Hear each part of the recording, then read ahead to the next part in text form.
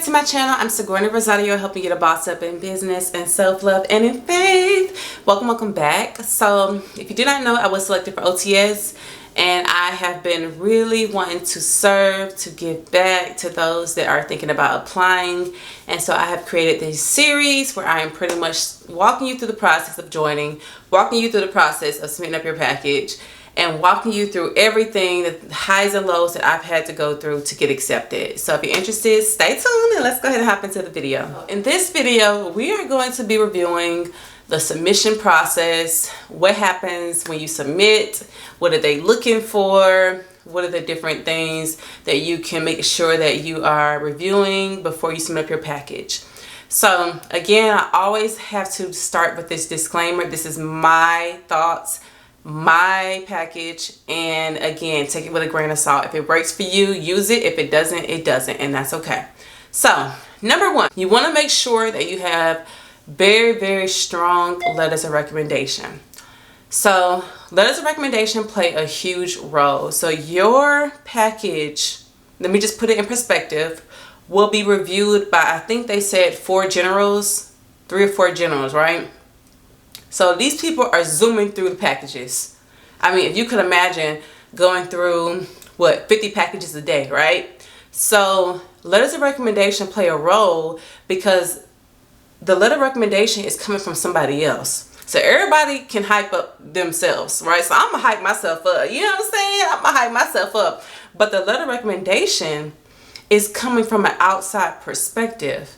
And people think that the higher you go, the better. Hands down, I would agree with that. So if you can get somebody outside of the squadron, even better.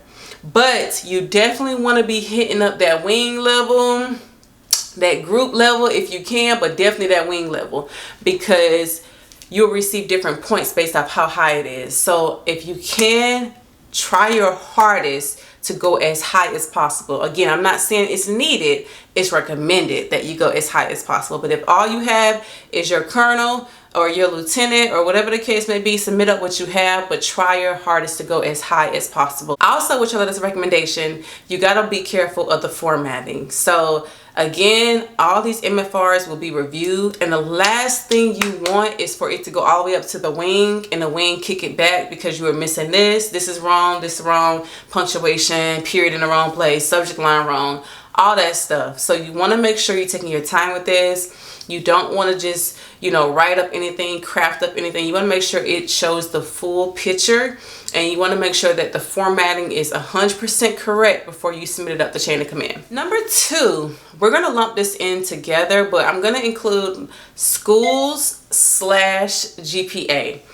So a lot of people put so much emphasis on GPA. You got to have 4.0. You got to have 4.0. 4.0. Listen, y'all. Your girl didn't have no 4.0. Now, I was close. I think for my bachelor's, I had... Y'all, I really can't remember. My bachelor's, this one class messed me up. Y'all failed Ultimate Frisbee. The audacity. I literally failed it, and it dropped my score down from a 3.9 to like a 3.82 or something like that. Messed me up. But anyways, this isn't about me, this is about you. For my bachelor's, I think I had a 3.8, and then for my master's was very high. I think I had a 3.9, so I didn't even have a 4.0. So don't put so much emphasis on things. I'm not saying it doesn't matter. You don't want to be showing up with a 1.0, right?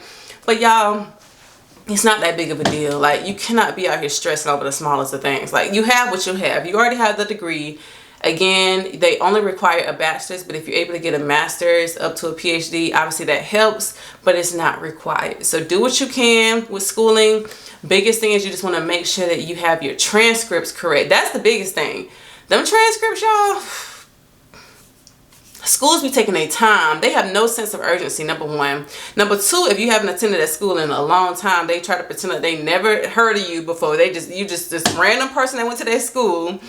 Third of all, you can't round up your GPA. And then fourth of all, it has to be addressed to your supervisor. So just be mindful of all those different factors. Again, this is when I submitted. The guidance always changes. So when I submitted, those are all the different things that we had to follow. But just make sure the biggest thing is that you have your degree in hand, you have your transcripts labeled correctly, and your GPA is correct. That's all that really matters. 3, we're going to talk about community involvement. So community involvement is very, very, very, very, very important, y'all. Like, more important than we think. And so when I'm talking about community involvement, I'm not necessarily talking about you randomly volunteered at a pet shelter. Like, you want to make sure that you are making an impact in your community. Now, I'm a recruiter, so it was very easy for me because that's literally our job, is to go out and to serve our country and serve our community in all the different aspects. But I love community involvement, and I made such a huge impact for community involvement, not only with Miss Military, which definitely helped me out, but just like different speaking engagements that I've done, different Miss Military engagements that I did, recruiter, but they also go back to when you were an airman as well. So it's not just the most recent. So even as an airman, y'all, I was serving in different clubs. I had different organizations. I had all that stuff under my belt. Internships are good, all that stuff. Beta Club I was a part of, the Honor Society. I mean, my resume was resume. I don't care if I don't say so myself. You know what I mean? I had won like the President's Volunteer Award. I had won all these different awards, which we're going to talk about next. I want to make sure for community involvement that you are hitting it hard. Don't just do something to check a box. But like when you are passionate about something and you want to give back, you give it your all. You show up different. So for example, if you like the elderly, maybe you like serving with the elderly, maybe you just love them elderly veteran folks. What I would do is you can set up like a military ball for all the people that has served. You will be the coordinator, and you can have other people that you invite to volunteer with you. So not only is that showing community involvement, you also get those leadership points. You also get all those different, recognition. You may get coined. And all you're doing is just bringing together two different types of people. You're bringing in the veterans, you coordinate it. Maybe you just have a place where they can, dance and have a little fun time. And you dress up in your blues and you just serving them throughout the day. And then you announce it to your squadron and you say, hey, we're looking for volunteers to help out with the veteran ball. And then now you are leading a team of members, and then they can show up and you say, hey, y'all have to wear your blues, you have to serve, this is for this purpose. And not only that, but you're coordinating it. So you making sure the DJ is there on time, you're making sure that everything is good. You may not have to pay for it because usually nonprofits have some type of budget for it. But again, you are the main coordinator. So that's just one example of what you can do to really stand out in your squadron, to really make a name for yourself, but then also get brownie points for your OTS package. Number 3, we're going to be talking about awards. So we mentioned this earlier. Y'all, awards matter. I was that person where I was like, I'm just going to do my job. I don't care nothing about awards. And you're going to get stuck like Chuck with that mentality. There are so many people in the military that are like, okay, I don't care about awards. I just do my job, go home. Okay, you do your job and go home. That's fine. You're going to be stuck with no rank. You're going to be stuck at the same base. You're going to be stuck. Okay? I'm not saying that you chase awards. I'm not saying that you kiss somebody's behind just to make it, to the top. All I'm saying is if you work hard, you had to play hard. Okay, look. If you are doing amazing things and you are crushing it and killing it, look, put some respect on my name. You're going to show respect. Like, you're going to submit me up for this award. And what I've noticed is supervisors, if you already have your award package written, they are more prone to submit you up for awards. And there are so many awards. Listen, you got to get creative. I get creative. I get creative. I'm not just looking for the top recruiter, which I've already won. I'm not looking for that stuff no more. I'm past all of that. Top recruiter, top NCO, top producer. I'm past all that. We are looking at other awards outside of the squadron. There are so many awards, y'all. Like I said, I won the President's Volunteer Award. Have you ever heard of that? I didn't either until I Googled it and it popped up and I won it. Like for ASA, if you are a part of the Air Force's Sergeants Association, they give out awards, and that's equivalent to if you were to win like NCO of the quarter, Airman of the quarter. That's a wing level award, y'all. What? Yeah. If you are a minority, they used to give out like different awards like for different clubs and different organizations. I don't know if they do that now. Back in the day, they used to do that. And they have the Sergeant of the Year, Sergeant of the quarter, all those different things. So if you are looking to get awards, y'all, it matters. And my package went all the way back to when I was in college, I believe. So you want to make sure you're writing down everything, document everything, anything that you were submitted from and got approved, anything, any award, any certification, any schooling, anything you did. Document, document, document, document, document. The next thing we're going to talk about is the essays. So, luckily I love writing, but this type of writing is different, y'all. You're going to be writing. You're going to be writing. And it's like you're writing the same thing like 5 or 6 times because all these different applications have different essays and it's literally the same thing. But I would say one thing when it comes down to the essay, you want to show your personality and you want to tell your story. So a lot of people, when they're going up for OTS boards, they try to pretend like they're perfect. They try to pretend like they haven't done anything wrong, like their whole life is just, you know, easy peasy. They try to pretend like they are the perfect candidate and all these different things. And honestly, y'all, I'm just myself. I show up in the world as myself and I show up in my package as myself. So yes, did I highlight my strengths? Absolutely. But did I try to pretend like everything was all, you know, perfect in my life? No. The reason why I want to become an officer is because I had to go through so much. Like I told the story of my mom passing away, about how she was an engineer for NASA working for space before she passed away. I talked about how she had a seizure and a heart attack in her sleep and passed away when I was 7. She was 29 at the time. I told my story because that is the reason why I want to give back. That is the reason why I want to serve. I haven't had this perfect life. I haven't had everything handed to me. Yes, I have some amazing role models. Yes, I have worked my tail off, but I am who I am because of what I had to overcome. And so if you write these essays like you just perfect, like you don't have anything, a lot of the people that also got accepted, they were immigrants because they tell their story about having to come to America and learn a new language and learn a new skill and learn, you know, how America operates.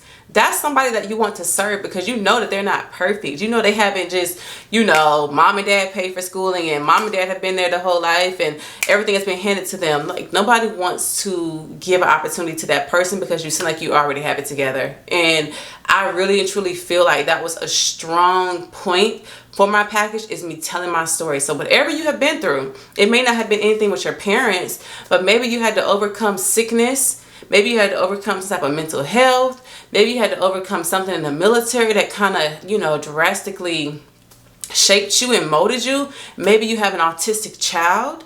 Maybe you grew up and, you know, your dad suffered from diabetes or somebody in your family had cancer. Whatever the case may be, nobody has had a perfect life. And so when you are afraid they're going to judge you, that they're going to look their nose down at you, it really could be your best selling point. So tell your story.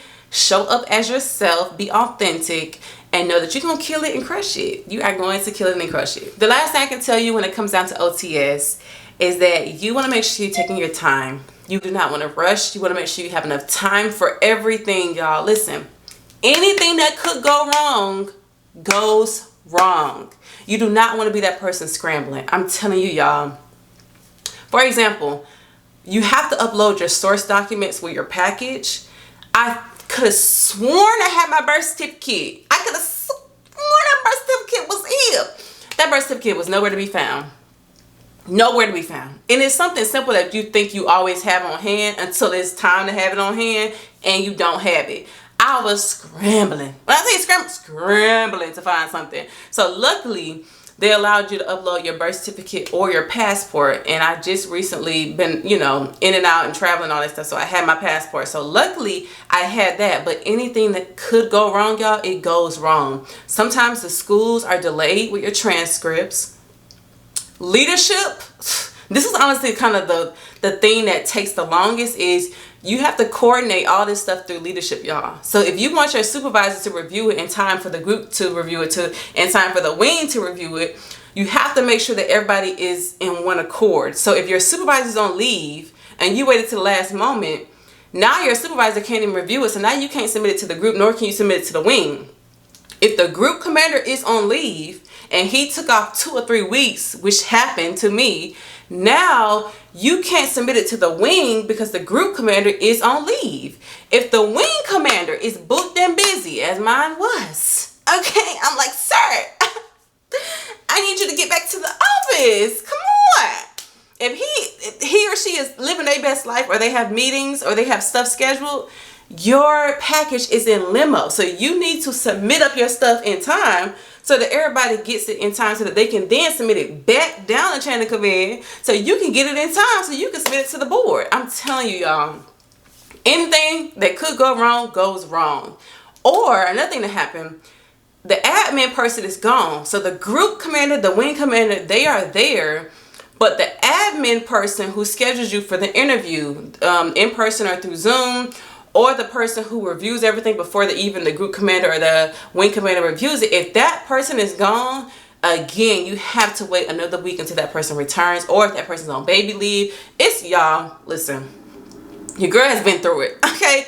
I have been through it, and I'm here to tell you, you need to leave enough time for every single person to review it, because you think people have a sense of urgency about your package, but they don't. They are working on their time. They will get to it when they get to it. So you want to make sure you're giving them enough time to submit it up, to submit it back down so that you can review it, so you can submit it to the board. If you need encouragement, or you know somebody else that may need a little bit of encouragement, please write into my foundation, Letters for Life, where you receive a free handwritten letter of encouragement back to you. As always, I love you, but most importantly though, God loves you. I will see y'all in my next video. Bye.